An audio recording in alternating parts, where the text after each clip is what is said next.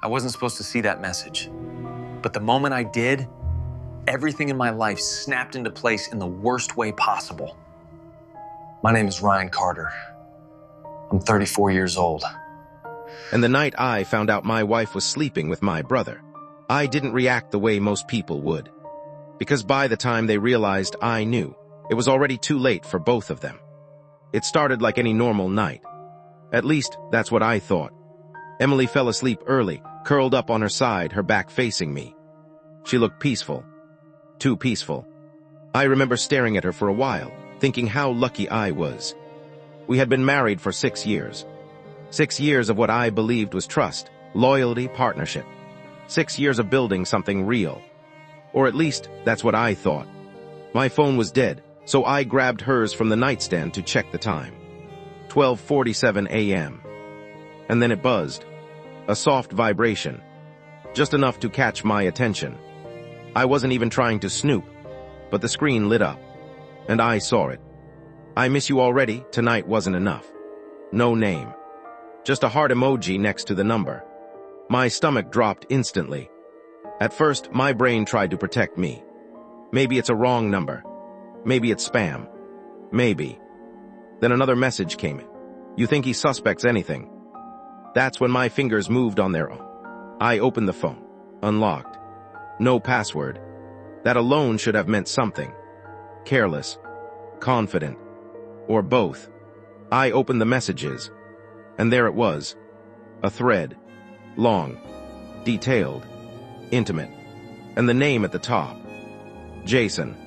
I felt like someone had poured ice water directly into my chest. Jason Carter. My younger brother. The same guy who had moved into our guest room 3 months ago after losing his job. The same guy Emily insisted we help. He's your brother, Ryan, she had said. He needs us. Needs us. I scrolled. I don't even remember deciding to do it. I just did. Photos. Messages. Plans. Jokes about me. About how predictable I was. About how I never notices anything. I felt my jaw tighten so hard it actually hurt. But I didn't make a sound. I just kept reading. Every word was like another crack forming inside me. Tonight was perfect. I hate sleeping without you. He's right there and has no idea. It's almost funny. Funny. That word stayed with me. Because in that moment, I realized something. They didn't just betray me. They disrespected me. They made me the joke. And that changed everything. Slowly, I locked the phone and placed it back exactly where it was. Emily shifted slightly in her sleep. I watched her for a second, trying to match the woman in front of me. With the person I had just discovered, they didn't feel like the same person anymore. And that's when a thought entered my mind. Not anger, not rage, something colder, something quieter. They think I don't know. Good. I turned my head toward the ceiling, staring into the darkness. And for the first time in my life, I started planning something. Not a confrontation. Not a fight. Something smarter. Because if there's one thing I've learned in business, it's that the most powerful move is the one no one sees coming. The next morning, I acted normal.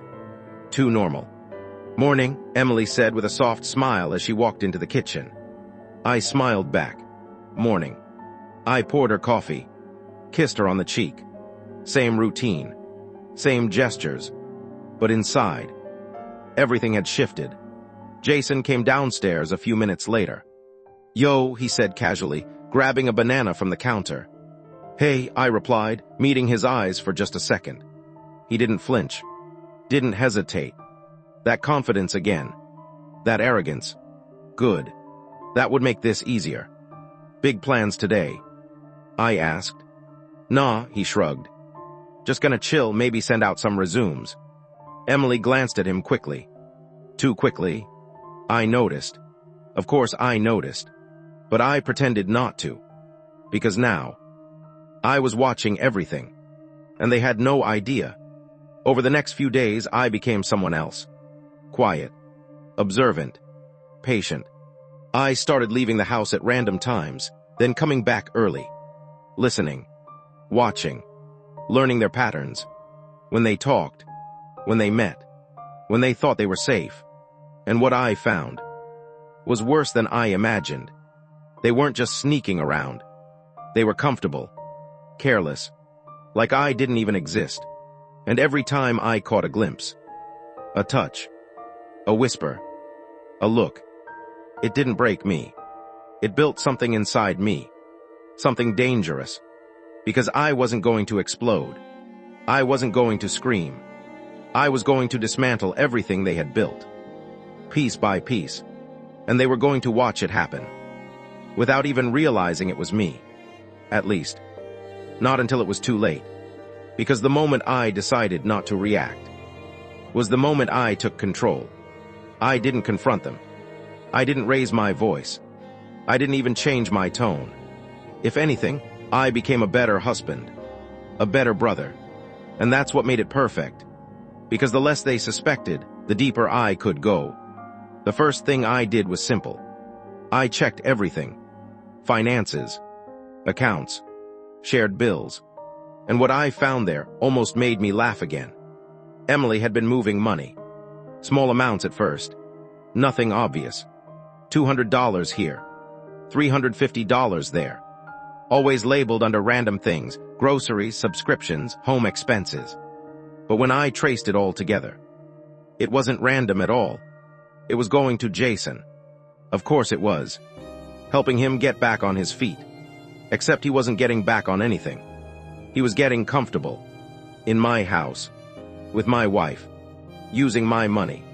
That night I sat in my home office, staring at the screen. Total transfers over 3 months. $8,700. I leaned back slowly, exhaled, and smiled. Not because it didn't hurt. It did. But because now, I had something real, something solid, something I could use. And that's when the next part of the plan formed. I didn't cut them off. Not yet. That would be too obvious. Instead, I made a small adjustment. I separated my primary account. Quietly. Moved most of my funds into a new one under my name only. Left just enough in the joint account to keep everything looking normal. Just enough for them to feel safe. To keep playing their little game. Because people like them. They don't stop when things are good. They push further. They take more. And I needed them to do exactly that. A week later it happened. I came home early. Didn't make a sound. Didn't announce myself.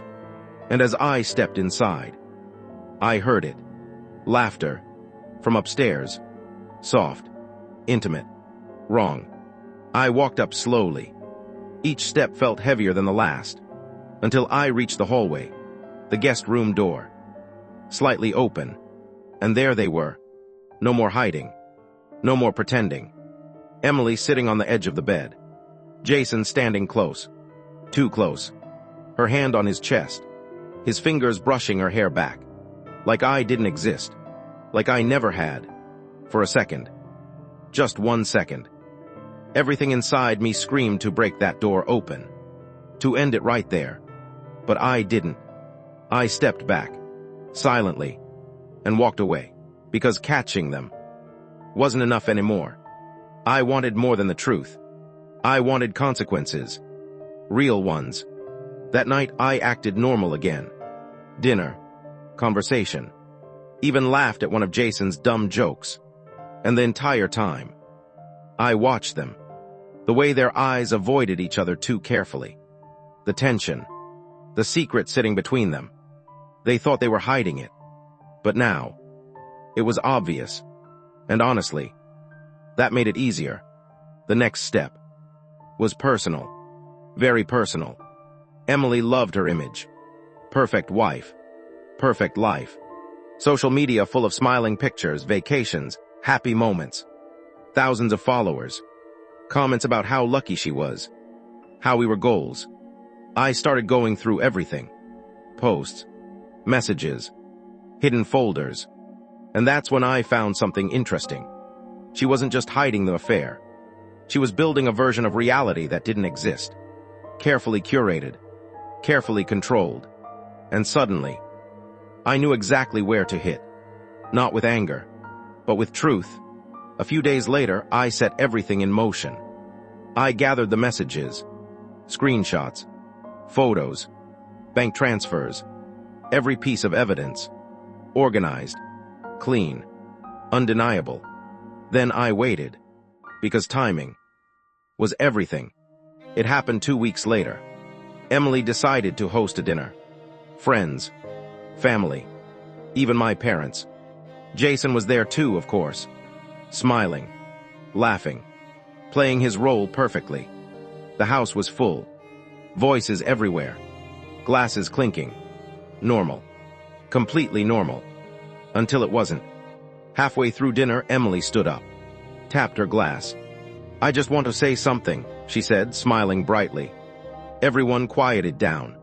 She looked at me, reached for my hand. "I'm so grateful for this life, for Ryan, for everything we've built together." Applause, smiles, admiration. I squeezed her hand gently, then stood up. "Actually," I said calmly, "I think it's a good time I say something too."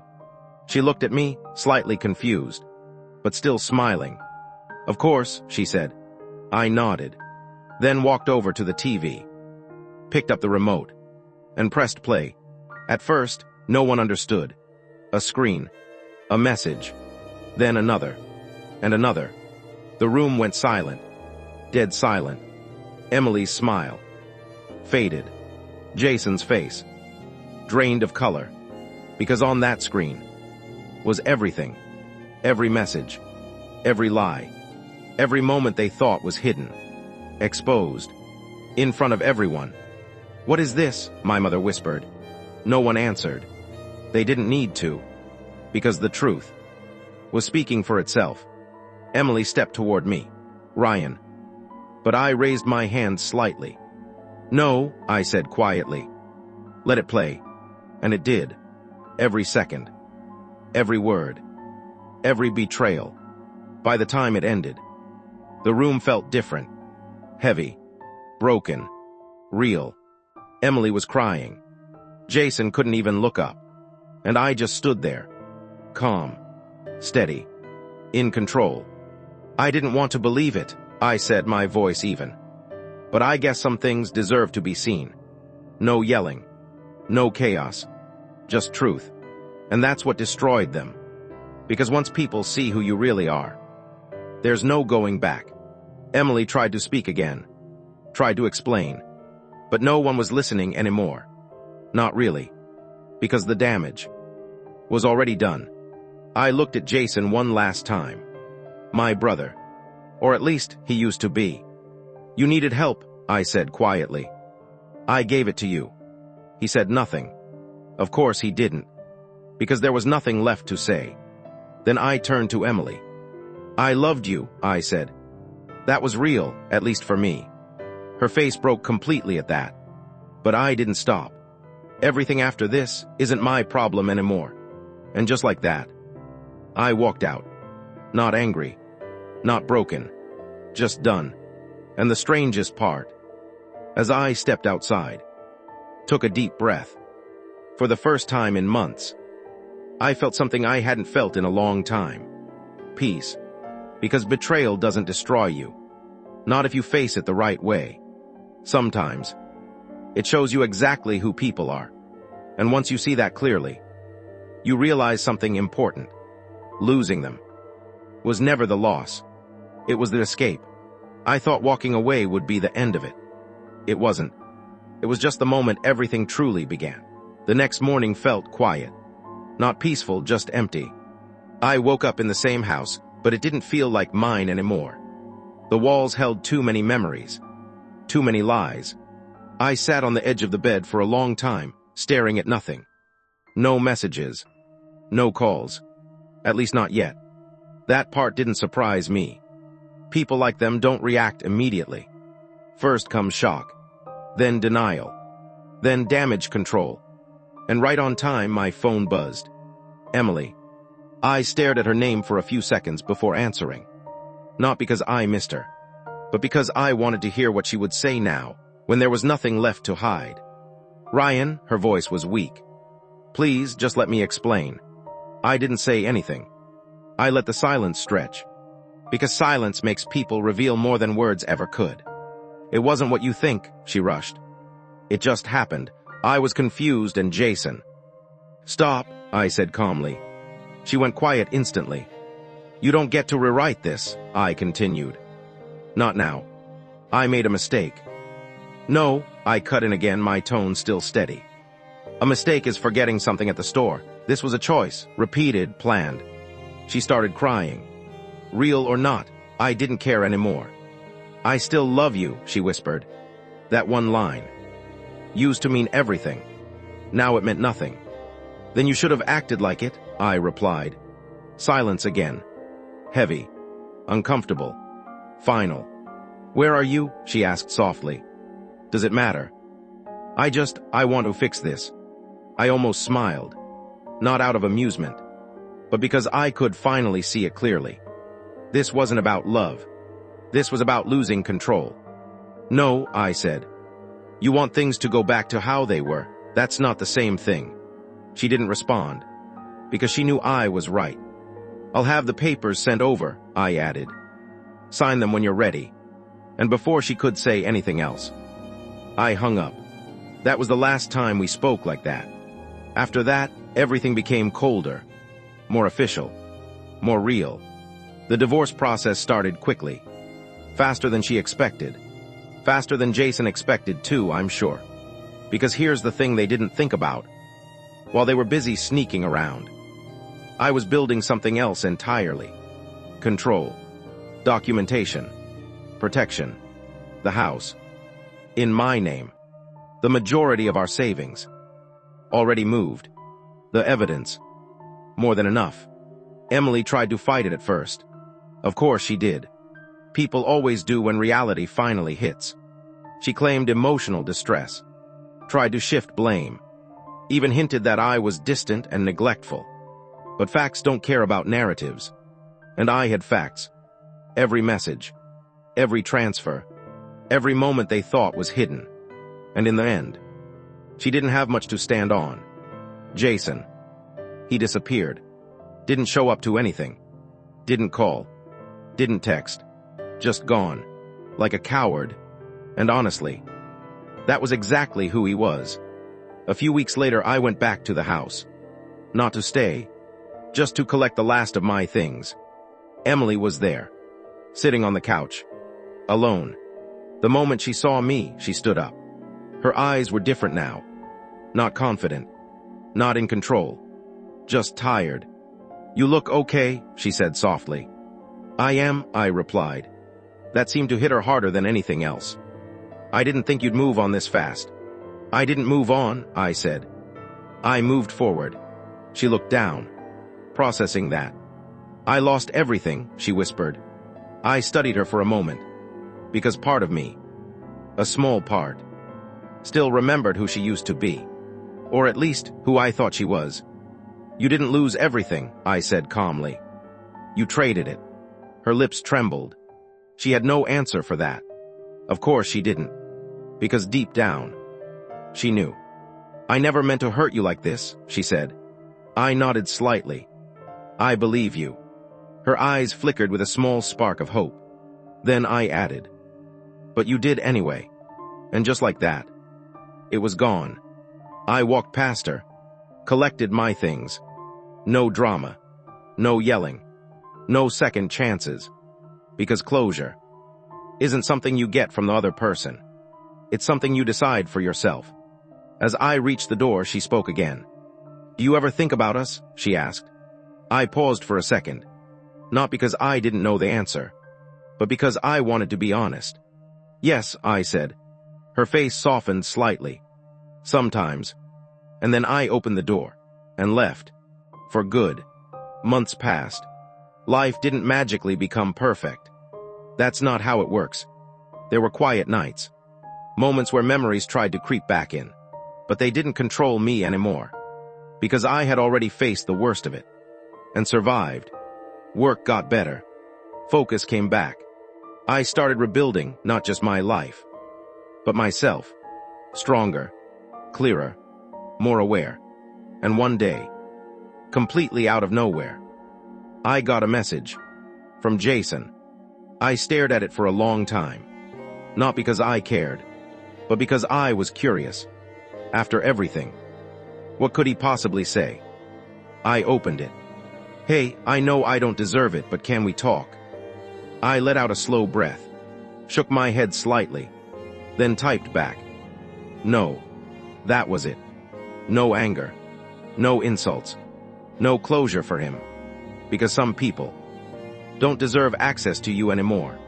And hitting that one word felt better than anything I could have said.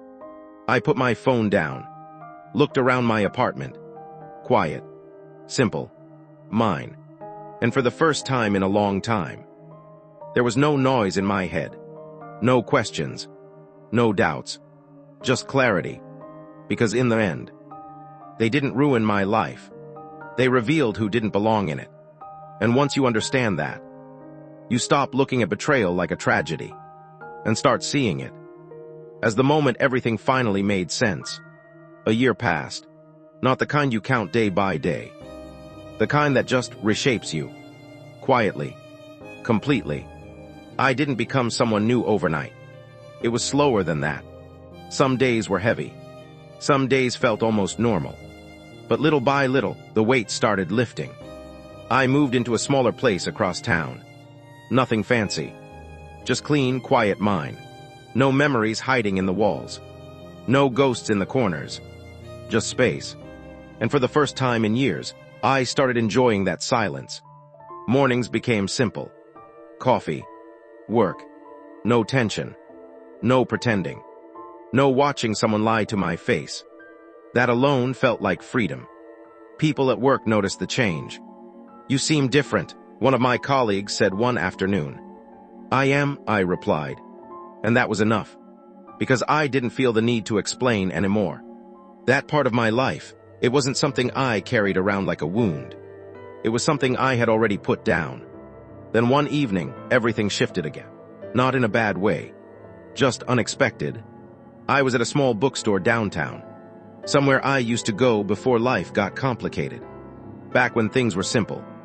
I was flipping through a book when I heard a voice beside me. Is that one any good? I looked up. She was standing there, casual, relaxed, holding a cup of coffee. Mid-30s, maybe. Natural smile. No pressure behind it. Just real. I hope so, I said. Haven't decided yet. She smiled slightly. I've been staring at the same shelf for 10 minutes. Thought I'd ask someone who looks like they know what they're doing. I laughed. Trust me, I don't. We talked for a few minutes. Nothing deep. Nothing intense. Just easy conversation. Her name was Claire. And what stood out wasn't her looks. It was how normal everything felt. No tension. No games. No hidden meaning behind every word. Just two people talking. Before she left, she paused. Hey, if that book turns out to be terrible, she said, you owe me a better recommendation. I smirked slightly. Deal. She hesitated for a second. Then added, or coffee, that works too. And then she walked away. Just like that. No pressure. No expectations. Just a possibility. And for the first time in a long time, I didn't overthink it. I didn't compare. I didn't hesitate. Because this time, I wasn't looking for someone to complete my life. I already had that. This was just something extra. Something new. A few days later, I saw her again. Same place. Same calm energy. And this time, I bought the coffee. We sat near the window. Talked about random things. Books. Work. Life. No past. No heavy stories. Not yet. And that felt right. Because not everything needs to start with pain. Some things start quietly. Grow naturally. Without forcing anything. Weeks turned into months. And slowly, something real started forming. Not intense. Not overwhelming.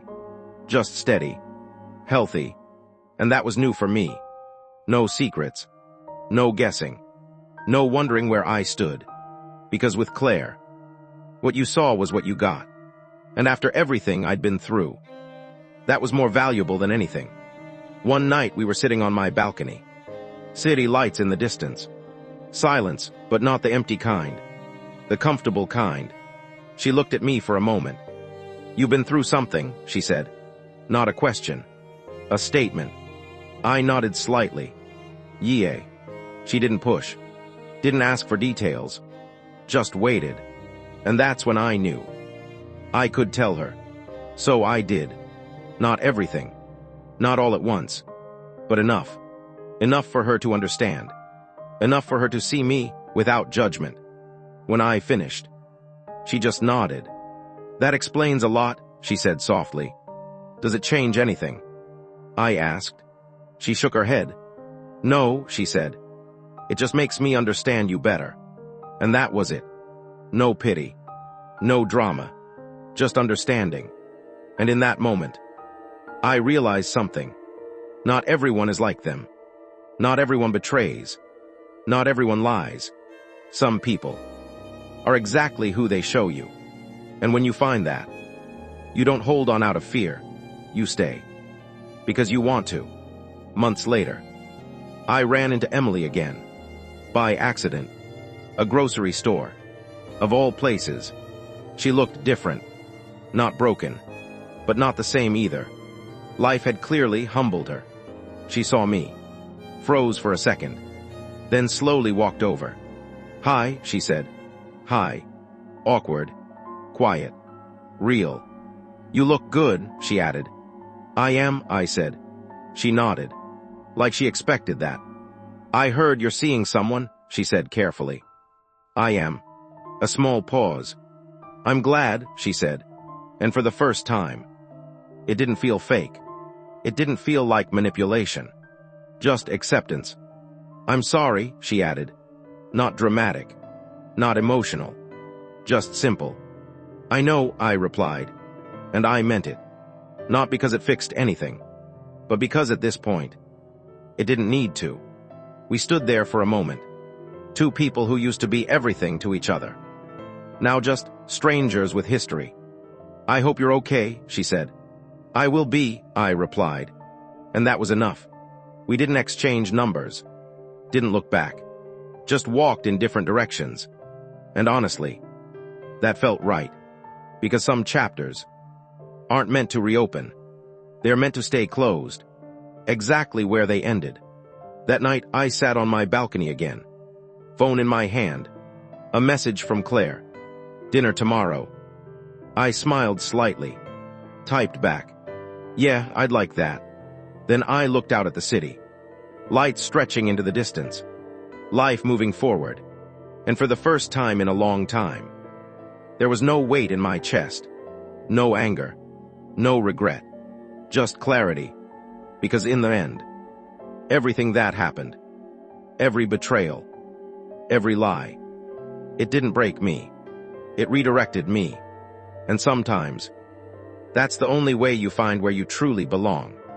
Not by holding on to what you lost, but by letting it go and seeing what comes next. Time has a strange way of testing whether your peace is real or just temporary. I didn't think much about the past anymore. Not the way I used to. It wasn't something that haunted me when I woke up. It wasn't the last thing on my mind before I slept. It had faded, not disappeared, just lost its power. And that's how I knew I was finally moving forward. Claire and I had settled into something steady. No drama. No guessing. No emotional roller coasters. Just consistency. And if you've ever lived through chaos, you know how rare that feels. One night we were driving back from dinner. Windows slightly down. Cool air coming in. Music playing low in the background. She glanced at me for a second. "You're quiet," she said. "I'm thinking. About." I paused. Not because I didn't want to answer, but because I wanted to say it right. About how different this feels. She smiled slightly. "Different good or different bad?" "Different peaceful," I said. That made her smile a little more. "I'll take that." We drove the rest of the way in silence. But again, it wasn't the uncomfortable kind. It was the kind that tells you, you're exactly where you're supposed to be. A few weeks later, Something unexpected happened. I got a call. Unknown number. I almost ignored it, but something made me answer. Hello. Silence for a second. Then a voice. Ryan. I recognized it instantly, even after all this time. Jason. I didn't say anything. Please don't hang up, he said quickly. I leaned back in my chair, closed my eyes for a moment. Not out of frustration, just processing. What do you want? I asked. His voice sounded different. Not confident. Not careless. Just worn down. I need to talk to you. No, I said simply. Ryan, please. I said no. There was a pause. Longer this time. I messed up, he said quietly. I let out a small breath. You think? I lost everything, he continued. My job, my place, everything just. Stop, I cut in.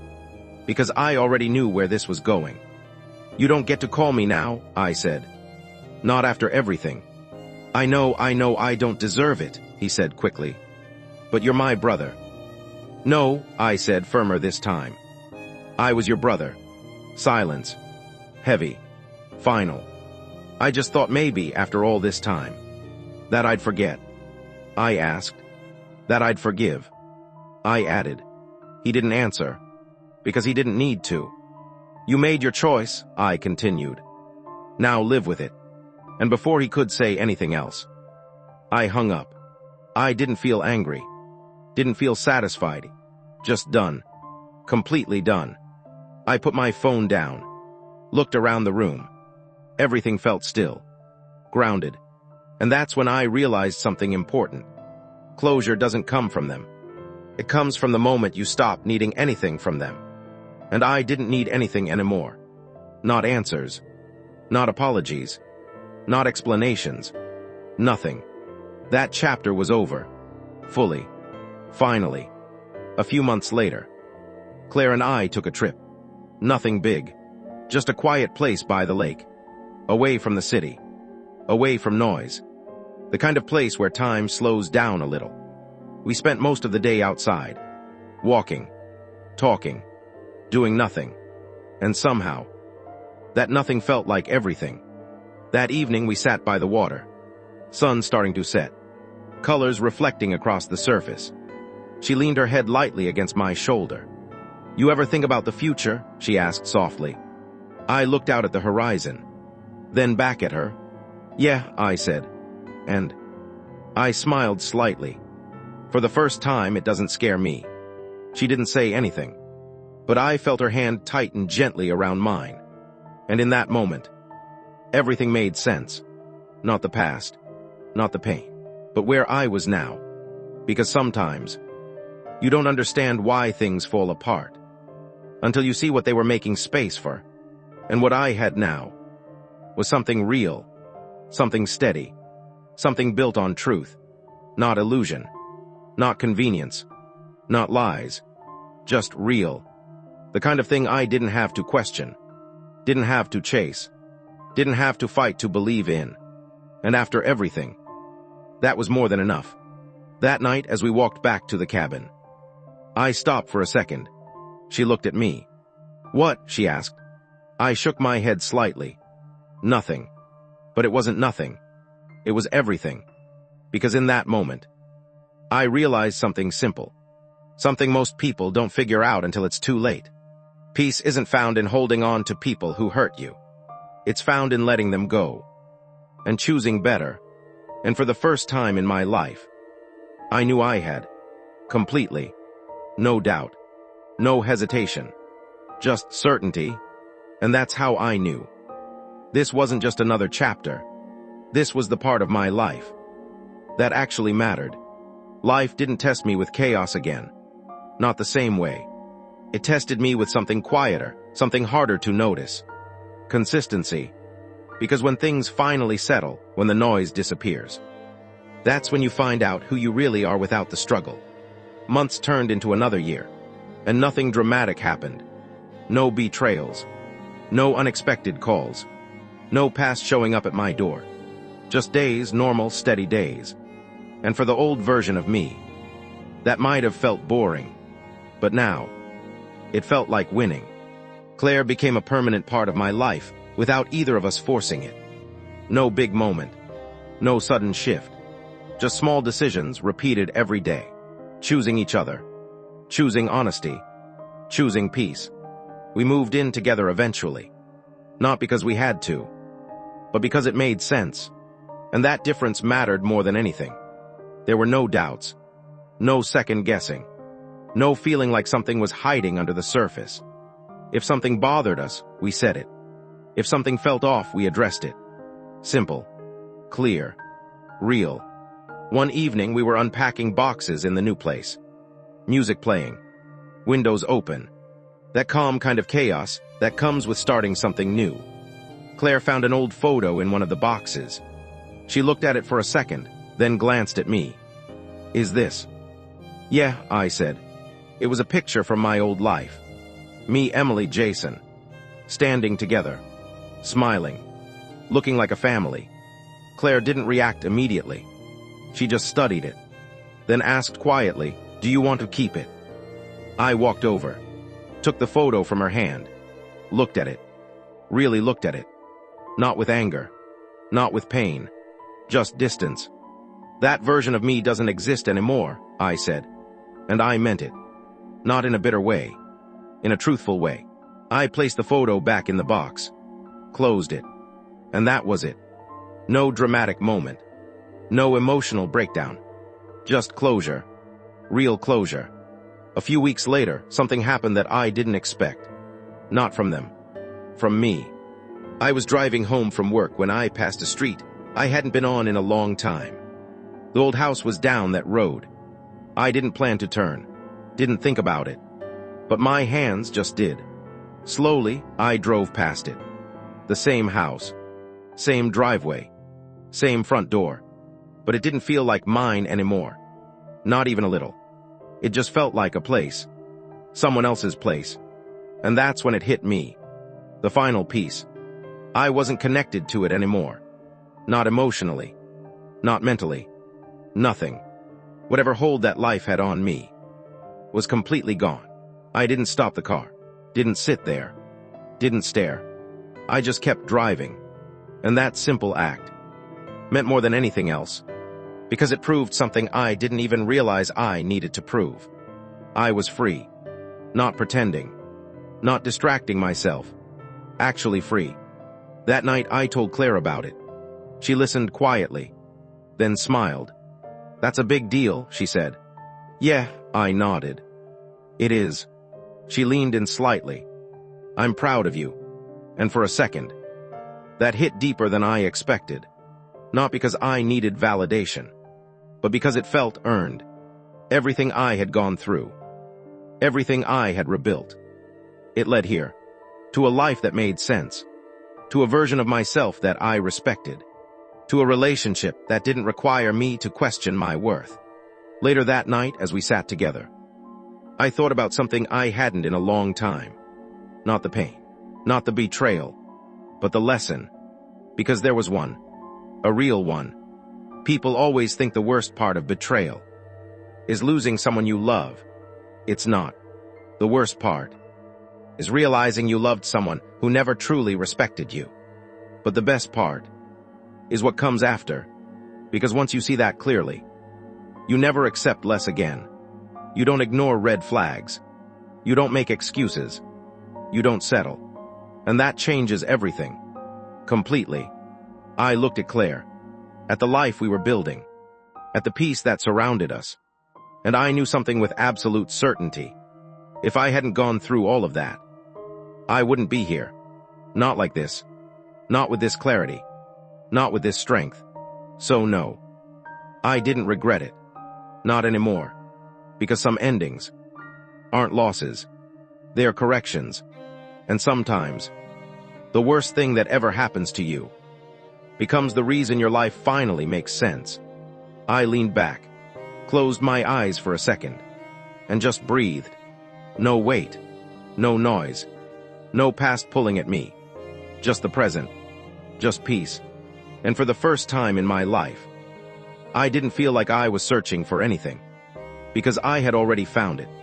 And that's where the story really ends.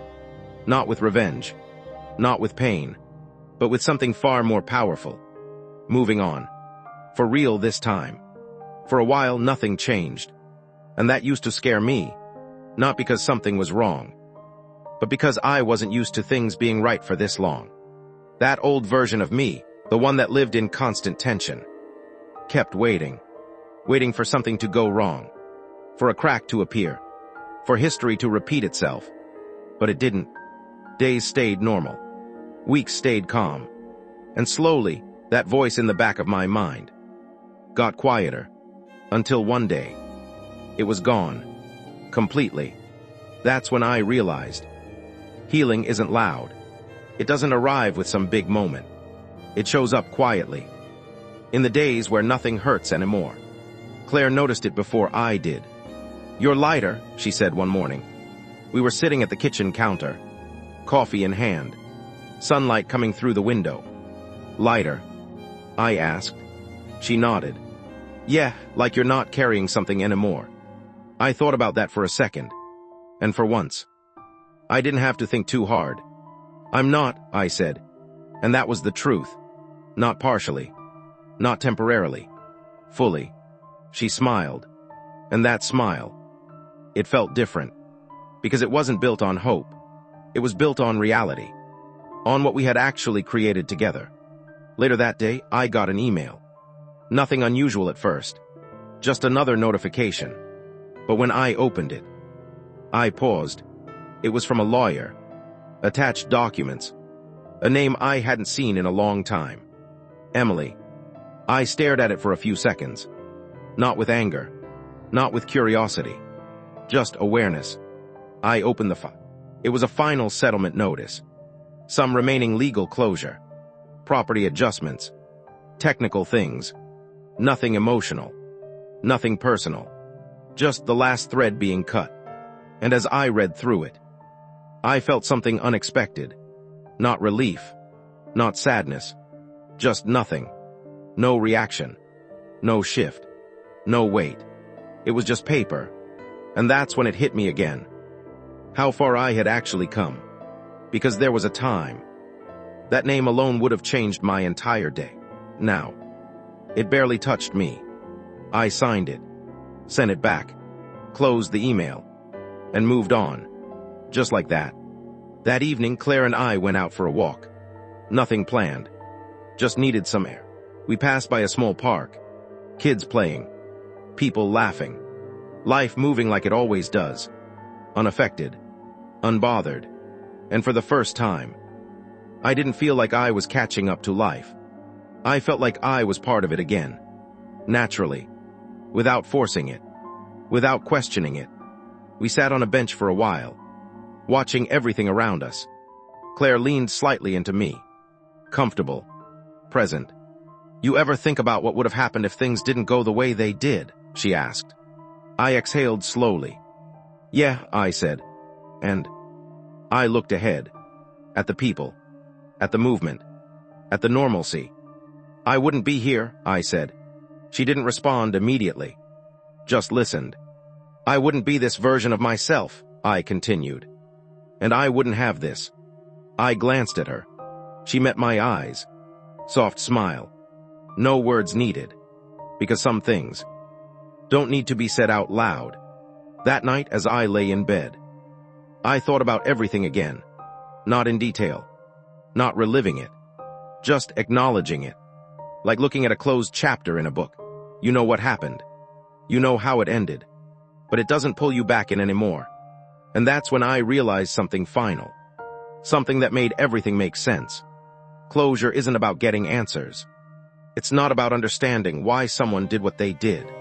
It's not even about forgiveness. It's about reaching a point where the answer doesn't matter anymore. Where their actions don't define your emotions. Where their absence doesn't create a void. And I was there. Completely. No loose ends. No what-ifs. No unfinished feelings. Just done. The next morning, I woke up early. Before Claire. Before the noise of the day. I made coffee. Stood by the window. Watched the city slowly wake up. And for a moment, everything felt still, clear, simple. The kind of moment people chase their whole lives. And I didn't feel like I needed more. Didn't feel like something was missing. Didn't feel like I was recovering from anything. I just was. And that was enough. More than enough. Claire walked in a few minutes later, still half asleep, smiling. "Why are you up so early?" she mumbled. "Couldn't sleep," I said. She walked over, wrapped her arms around me, rested her head against my chest. And in that moment, there was no past, no future, just now, just this. And it was real, not fragile, not temporary, real. I looked down at her, then back out the window, and quietly, without even thinking, I said something I hadn't said in a long time. "I'm good." Not to her, not for reassurance, just to myself. And for the first time, it wasn't something I was trying to believe. It was something I knew, completely. And that's how you know your story has truly moved forward. Not when the past disappears, but when it no longer has a place in your present. And from that point on, it never did. I didn't realize it at first. But peace has a way of revealing things you couldn't see in chaos. Not about others, about yourself. Because when everything slows down, when there's no distraction left, you're forced to sit with who you've become. And one night, that's exactly what happened. I was sitting alone in the living room. Lights off. Just the faint glow from outside coming through the window. Claire had already gone to bed. Everything was quiet. Too quiet. The kind of quiet that doesn't feel empty, but makes you think. And for the first time in a long time, my mind didn't go back to Emily, or Jason, or anything that happened. It went somewhere else, to something I hadn't really faced yet. Myself. Not the version that was betrayed. Not the version that walked away. But the version that allowed certain things for too long. That ignored signs. That trusted without boundaries. That believed love meant overlooking disrespect. I leaned back slowly. Exhaled. Because this part was harder than anything else. It's easy to blame others. It's easy to point at what they did. But growth, real growth, comes when you look at your own role. Not to blame yourself, but to understand. And I understood something clearly that night. I wasn't weak. I wasn't stupid. But I had been passive. I had let things slide. Small things at first. Moments where something felt off. But I chose comfort over confrontation. Trust over awareness. Peace over truth. And those small things, they don't stay small. They build. Quietly. Until one day, you're standing in the middle of something you don't recognize. I closed my eyes for a second. Not in regret. Just reflection. Because if I was being honest, there were moments I could have acted differently. Moments I could have asked questions, set boundaries, paid attention. Not to prevent what happened. Because people who want to betray will find a way. But to respect myself sooner. That realization didn't hurt. It grounded me. Because it gave me something valuable. Control. Not over others. Over myself. Over what I allow. Over what I accept. Over what I walk away from.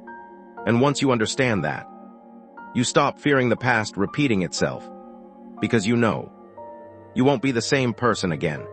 The next morning, I woke up with a strange kind of clarity. Not heavy. Not emotional. Just sharp. Like everything inside me had aligned. Claire noticed it immediately. "You okay?" she asked. "Yeah," I said. "Better than okay." She raised an eyebrow slightly. "That sounds serious." I smiled a little. Just figured something out. She stepped closer. "What?" I looked at her for a moment, then said it simply. "I trust myself now." That made her pause. Not because it was confusing, but because she understood exactly what it meant. And that was different. Because before, I trusted people. Now, I trusted my judgment, my instincts, my boundaries. And that changes everything. Completely. Weeks passed. And life kept moving. Steady.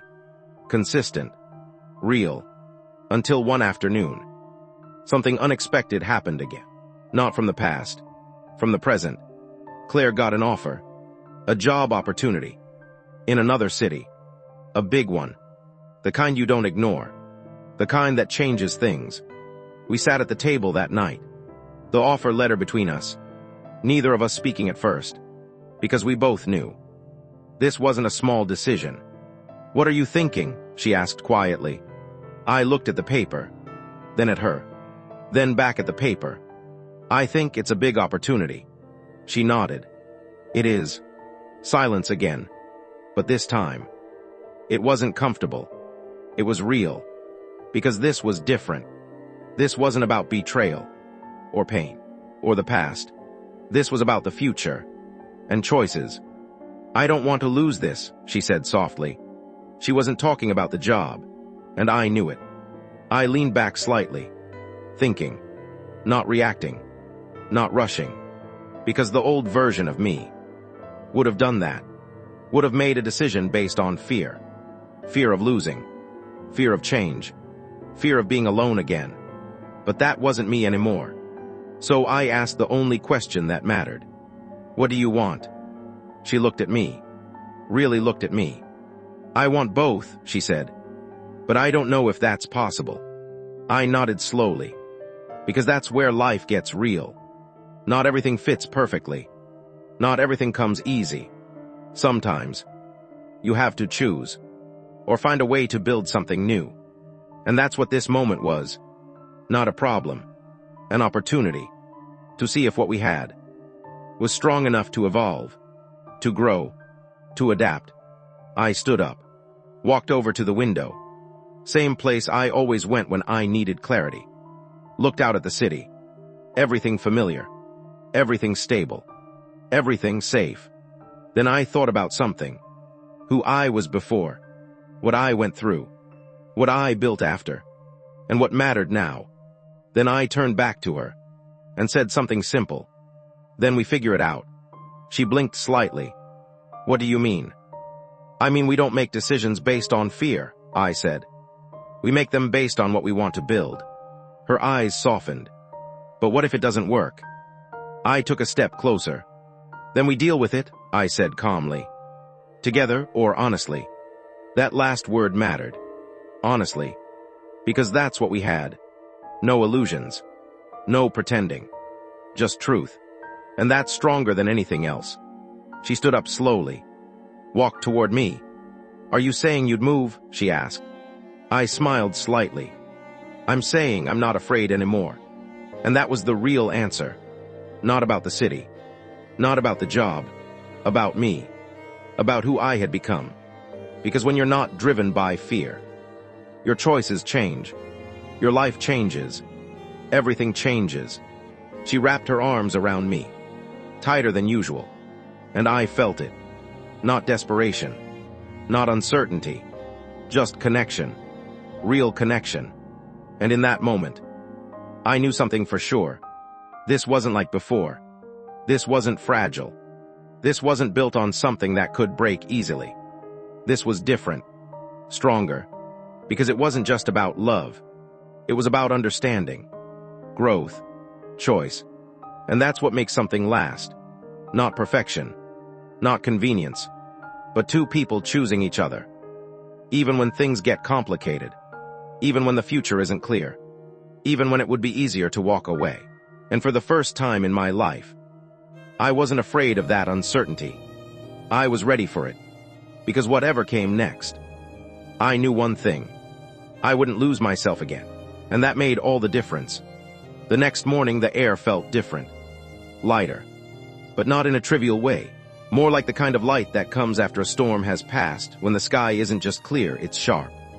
I made coffee, poured it slowly, watched the steam curl upward in lazy spirals, and for a moment I just existed. No alarms, no worries, no what-ifs pressing down on me. Just that clarity, that calm edge that had been so elusive for years.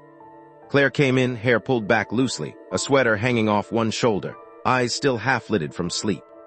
She leaned against the counter, cup in hand, watching me quietly. I noticed the way her gaze lingered, not with expectation or need or even question, but with that quiet trust that had grown between us. "I keep thinking about it," she said softly, almost to herself. "Moving the city, what it all means." I nodded, taking a sip of my coffee. "Yeah, it's a lot." She laughed, a short, slightly nervous sound, but it wasn't hollow. A lot was putting it lightly. The thought of leaving the place we'd built, even partially, unsettled something deep inside her. And I understood. It unsettled me too, but differently.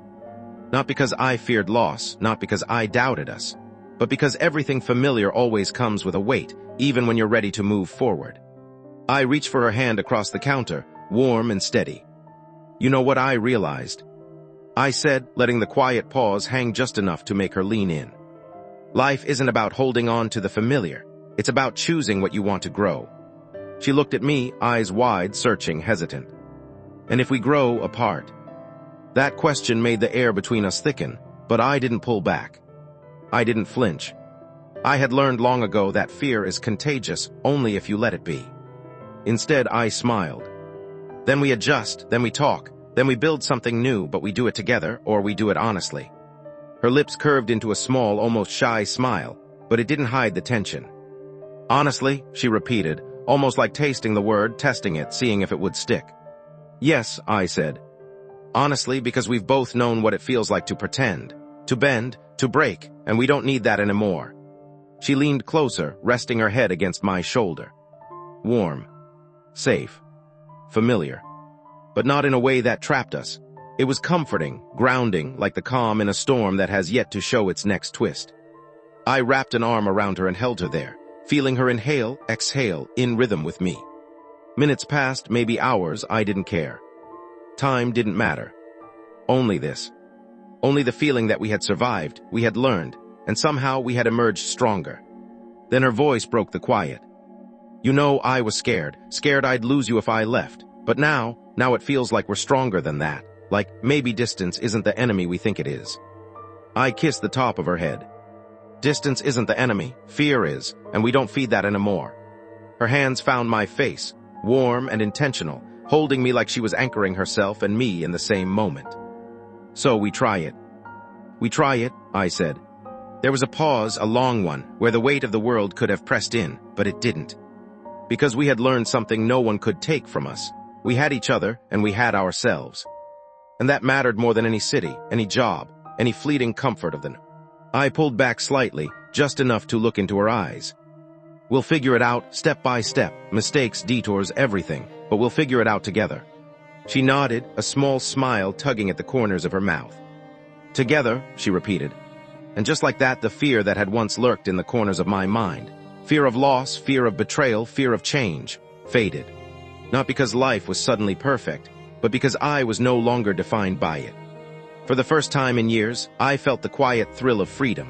Not reckless freedom, not impulsive, but the kind that comes from knowing exactly who you are, what you want, and that you are willing to face whatever comes with your eyes open.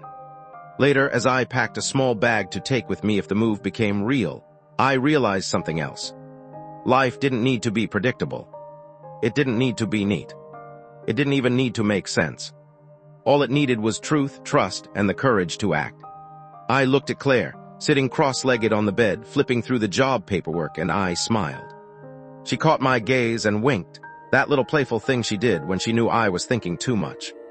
And I laughed because we were both overthinking, but we didn't need to stop. Overthinking meant we cared. And that night, as the city lights flickered below our window, I realized the real twist in this story. The past doesn't haunt you if you refuse to live there. The people who hurt you aren't the enemy if you've learned from them. And the life you're meant to have doesn't come from avoiding risk. It comes from choosing boldly despite it. I didn't know what the future held. If the move would happen, if the job would be perfect, if we'd stumble along the way. But I did know one thing: I was ready. Not just for her. Not just for us. But for myself. And for the first time, that felt like enough. Then in the quiet of the night, she whispered, almost conspiratorially, "You realize this is going to be an adventure, right?" I grinned, feeling the familiar spark of excitement rise, the kind that used to scare me. "Yeah," I said softly, "and I think I'm finally ready for it." Her laughter joined mine, low and warm, wrapping around us like a promise. And in that sound, in that moment, I realized something. Life wasn't just something that happened to you. Life was something you built. And together, we were building something unshakable. Not perfect. Not easy. But ours. And that was everything. If you want, I can continue this story further with the next major twist, introducing unexpected challenges to test their trust and bond, pushing the narrative toward a deeply cinematic 2-hour-long journey. Do you want me to do that next? The next morning, the apartment felt different. Not bigger, not brighter, but charged. Like the air itself was aware of the choice we'd made. Claire was already at the kitchen table, laptop open, scribbling notes, emails queued up. I leaned against the doorway, coffee in hand, watching her. She looked alive, focused, determined, the way she always did when she was chasing something she wanted. And I realized I had never truly noticed the gravity of that in her until now. I didn't sleep much, she admitted without looking up. Too many thoughts. I nodded. Me neither, but it's a good kind of thinking, isn't it? She finally looked up, brow furrowed slightly, eyes sharp. Yeah, it is, but I keep wondering, what if we fail? What if this city, this job, this us doesn't hold up under the weight of it? I walked over, setting my coffee down. Then we adapt, I said simply. We adjust, we make it work, and if it doesn't, we know we tried. That's what matters. She studied me for a moment, her lips pressing into a thin line. Then slowly she smiled. That smile that had saved me more times than I could count. The one that made you forget the world existed outside that room. You're calm, she said softly. You're not afraid. I'm done being afraid, I admitted. Of anything, including losing you. Her hand found mine across the table. Warm, firm, trusting. And I felt the weight of everything we had been through. The betrayals, the mistakes, the past versions of ourselves that had stumbled through pain. All of it had led to this moment, and somehow it felt sacred. The first week passed in a blur of planning and logistics. Apartment hunting online, making lists, weighing options. But in the quiet moments, when we sat on the sofa, knees brushing, fingers intertwined, the world fell away. We didn't talk about fear anymore, not really. We talked about dreams, possibilities, the city skyline we might wake up to every morning. One night, as we sat on the roof of our building, looking out at the lights, I felt a shift. Not sudden, but subtle, undeniable. Claire leaned her head on my shoulder, and I realized something. The life we were about to step into wasn't just a new city or a new job. It was a new version of us. Stronger, more honest, more alive. I'm scared, she whispered into the night. I chuckled softly, tilting her chin up to look at her. Good, I said. That means it matters. That means we care. She frowned. I don't want to lose this. You, me, whatever we have. You won't, I said firmly. Not because life is perfect, but because we're awake, because we've learned, because we choose each other. Her eyes shimmered in the glow of the city lights, and for the first time I didn't just feel love.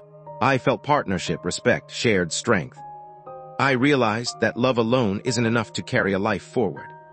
But love combined with understanding, courage, and truth, that can survive almost anything. Then came the first real test. Not subtle, not small.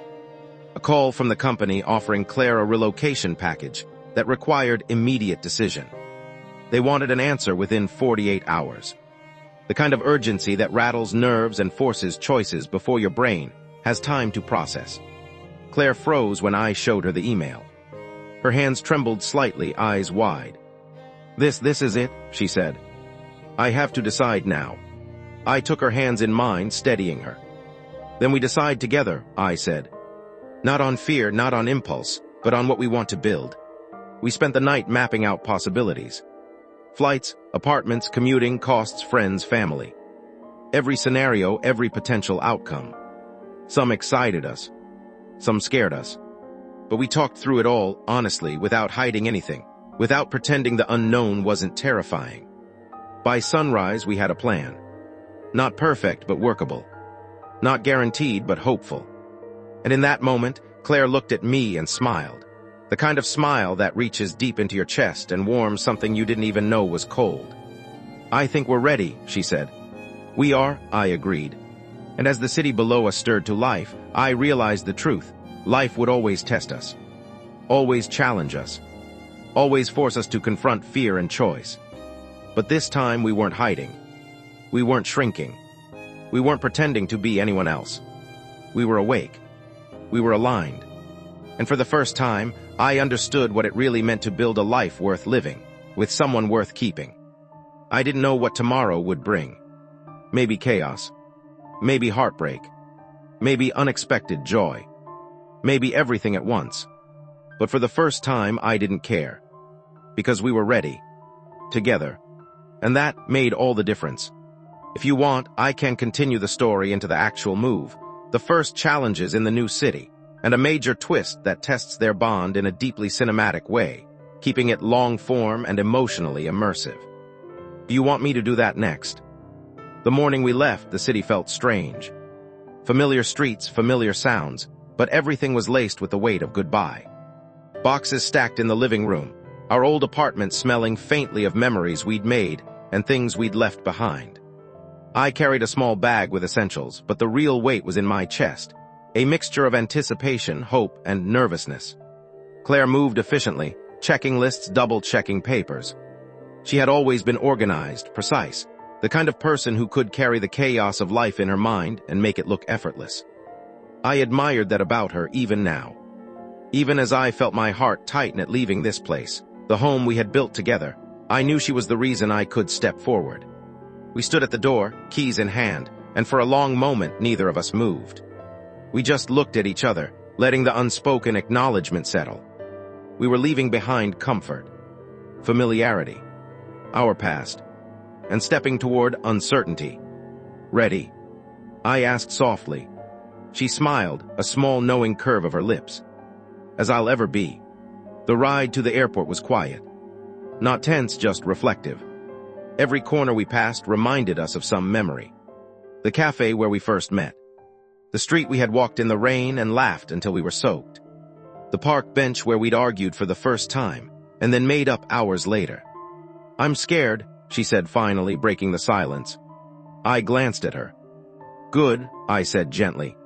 Scared means it matters, means you're alive. She chuckled, half amused, half nervous. You're calm, she said. You're not afraid. I smiled. I've learned how not to be. The flight itself was uneventful, but landing in the new city was surreal. Towering buildings, unfamiliar streets, the hum of life moving faster than what we had known. Claire gripped my hand as we exited the terminal, a mix of excitement and apprehension in her eyes. The first apartment we toured wasn't perfect. Too small, too noisy, the layout awkward, but we saw potential. Together we envisioned ourselves here. Mornings with coffee on the balcony, nights reading by the window, shared dinners, laughter echoing off the walls. We didn't just see bricks and paint, we saw life. By the time we signed the lease, the sun was dipping below the skyline, painting the streets gold and orange. Exhausted but exhilarated, we stood on the balcony, looking at the city sprawling endlessly before us. This is it, Claire whispered. Yeah, I said, feeling a shiver of anticipation. Our new beginning. Then, just as the quiet settled, my phone buzzed. A message from an unknown number. Short. Sharp. Direct. I know what you did last summer. Don't think you can run from it. My stomach dropped. Claire looked at me, concern etched across her face. What is it? I stared at the message, my hands tightening around the phone. The past had found us. Already. I should have been afraid. I should have panicked. But I wasn't. Not like before. I looked at Claire, at the city we had just claimed as ours, at the life we had started building. We deal with it, I said calmly. Together or honestly. Her hand found mine, squeezing. Together, she repeated. And in that moment, I realized the real test wasn't just moving cities, facing new jobs, or chasing dreams. The real test was the past itself, the ghosts that never truly go away. And this time we were ready. Because fear no longer ruled us. Choice did. Truth did. And together, we were unbreakable. The message sat on my phone, glowing like a warning. My first instinct was to delete it, to ignore it, to pretend it didn't exist. But that wasn't me anymore. Pretending, ignoring, hiding, that was the old version. I showed Claire. She read it, eyes widening, jaw tightening. Who would send something like this? I don't know, I admitted. But we don't react out of fear. She exhaled slowly, trying to match my calm. Easier said than done. I reached for her hand. I know, but we face it together. The next day, the messages came again. Short, cryptic, impossible to trace. References to the past, things only I knew, things I thought were buried forever. Betrayals, mistakes, moments of weakness. I felt anger, sure, but underneath it was something deeper. A recognition that the past wasn't about shame. It was about power. And whoever this was wanted to unsettle us. Wanted to shake the foundation we had spent months rebuilding. Claire never left my side. She made sure I ate, reminded me to sleep, held me when the nights got heavy with anxiety. And in the quiet moments she whispered things like, "We are stronger than this. You are stronger than this. I am here." It was her voice, constant, grounding, that reminded me why we had built what we had. Why we had chosen each other. One evening, I traced the numbers, the emails, the clues. Pieced together fragments of information like a puzzle. And slowly a name emerged. It wasn't random. It was someone I thought I had left behind forever. Someone who had betrayed me years ago, someone who had watched me rise from their shadow and now wanted revenge. I showed Claire. She didn't flinch. She just squeezed my hand and said, "Then we end it together." We didn't tell anyone. No police. No family. This was ours. Private. Silent. Controlled. And that night, armed with information, we confronted him. Face to face, he was smaller than I remembered. Less imposing. But the malice in his eyes that hadn't faded. "You think you can run?" he sneered. I stepped forward, calm, steady. "I don't run, I face." Claire stood beside me. Not behind. Not afraid. Beside. "You're too late," he said, voice trembling slightly. "I'll make sure." "You won't," I interrupted. "Because we've already built something you can't touch. Not us, not each other, not our life." He faltered. The power he had wielded over me for years, our old fear, our old pain, had no hold here. I didn't say more. I didn't need to. Claire didn't say more. Our presence, our unity, our refusal to be intimidated, spoke louder than words ever could. He left. Defeated, or perhaps finally realizing he couldn't break us. We didn't celebrate. Not loudly. Not with fanfare. But that night, lying together in our new apartment, listening to the hum of the city, I felt something I hadn't felt in a long time. Absolute peace. No betrayal. No fear. No uncertainty. Only us. Days turned into weeks. The city became familiar. Our routines, our favorite cafes, our evening walks along streets we once thought intimidating, they became ours. We laughed more than we had in years. We argued sometimes, sure, but those arguments were small, trivial, nothing like the chaos of the past. And one evening, as we stood on the balcony watching the skyline glitter under a late spring sunset, Claire rested her head on my shoulder. "You know," she said softly, "I was terrified before we left, terrified that moving here would change us." I wrapped my arm around her, holding her close. "It did," I said. "But not in the way we feared. It made us awake, stronger, honest us." She smiled, eyes reflecting the city lights. "I think I finally understand what you meant when you said we'd figure it out, no matter what." I kissed her temple, feeling the weight of every moment we had survived. "No matter what," I repeated. And in that moment, I realized the final truth. Life will always throw storms your way. Betrayals, threats, fear, uncertainty. But nothing can touch you if you've learned to trust yourself, to face the world together, and to choose love. Not as a fragile emotion, but as a deliberate, courageous act. We didn't know what the next year would bring. Maybe opportunities, maybe heartbreak, maybe challenges bigger than we could imagine. But I knew this. We would meet them awake together and stronger than ever. Because we had faced the past, survived the storms, and built a foundation that could not break. And that was everything. The city stretched endlessly below us, glittering with possibilities. And for the first time in my life, I wasn't just living. I was free. Fully. And she was there. And that made all the difference.